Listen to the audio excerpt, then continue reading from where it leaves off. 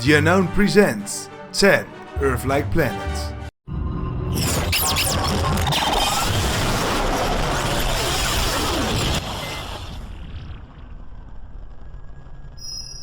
Number 10. Gliese 581d. It orbits the Gliese 581 red star, which itself is pretty famous for having many habitable planets. But more on the other planets later. It is 20.2 light years away from us and in the outer parts of the habitable zone. Hence it's possible for water to exist there with at least one ocean.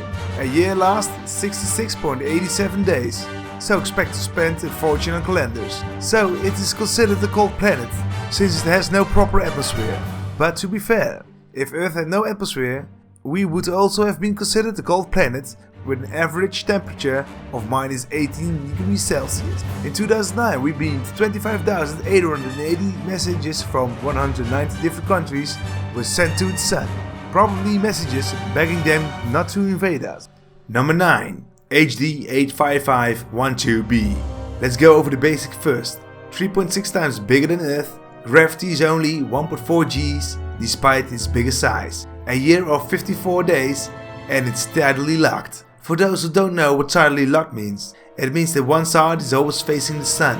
So basically, it's daytime on one half of the planet, while the other half experiences perpetual night, and it slowly freezes there. So basically, it's a vampire's paradise. On a serious note, tidally locked does a number on the planet and reduces the chance of life. This still doesn't mean that living on it is impossible. It's one of the most stable exoplanets.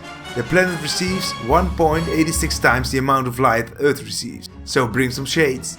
The planet might also have clouds. It would take the Gliese probes 156,971 years to reach the planet. Number 8. Kepler 69c. Again, let's go over everything fast. 1.7 times the size of Earth in the habitable zone, and water might exist on its surface. What's wrong then? Some scientists even considered it's a prime candidate to host alien life. A year is 240 days long, which is so far the closest we got to one on Earth. Sadly, today it seems to have common properties to Venus, which usually means no change of life naturally occurring, ever. It still doesn't rule it out as a possible place to settle. Number 7. Tau Cte. So it is 1.8 times larger than Earth and a strong atmosphere. Temperatures might be in the 70 degrees Celsius range if their atmosphere is similar to ours. On the bright side, their sun is similar to ours and extremely stable. It probably has a rocky surface. Also, it's only 11.9 light years away from us, which is pretty close compared to the other planets mentioned on the list. But with the current level of technology, it's still not completely feasible. Number 6. Gliese 667cf. This one, we don't know much about it. It is part of a 3-sun system, but it orbits only around one of them. Strangely, it receives only 60% sunlight compared to Earth. It is also in the habitable zone, with a 39-day year, and it also has more infrared radiation compared to Earth. Kepler 62f. This planet is 1.4 times the size of Earth. Its sun is slightly smaller and cooler than ours, and it would appear to be the peach color to the naked eye if you were to stand on the surface. It would have a rocky surface, but with a high probability of water there as well. It's on the target list of the SCTI for possible life. Sadly, it's 1200 light years away from us, so the peach sun will have to wait. Number 4. Gliese 667cc.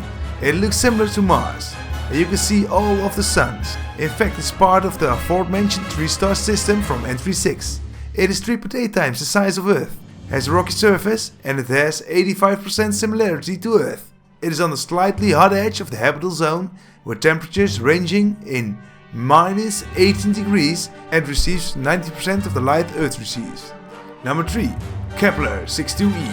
It is 1.6 times larger than Earth. It has a rocky surface with a high probability of water. It is also most covered by ocean. Its year is 122 days long and 1200 light years away. Just a side note, all planets we've mentioned thus far are larger than Earth, and that's why they're called super-Earths, which means they are larger than our planet, but have similar characteristics. Anyway, back to the planet. It has a cloudy sky and probably warm and humid, everywhere other than the polar caps. Number 2. Gliese 581g. It is 1.5 times the size of Earth and receives similar amount of sunlight. The planet might be in the habitable zone. It's cold through the temperatures ranging from -37 to -12 degrees Celsius. Its surface is rocky with an atmosphere which would support water. In terms of probability, it has the highest chance of harboring life, but it loses to number 1, because there's still a debate about its existence. Number 1. Kepler 22b. The planet is about 2.4 times the radius of Earth and has the highest chance of having water in all of the habitable zone planets. If something happens to Earth, this is the place we will probably want to move to. According to estimated temperatures, might be -11 at worst case and 22 degrees at the best case scenario. Nothing the obscene or pristine of a greenhouse capable atmosphere respectively. Either way, it's not that bad. In fact, this planet might be so water rich that it might be an ocean world. If that is true, there's a huge potential that there might be life there already, something to keep us company.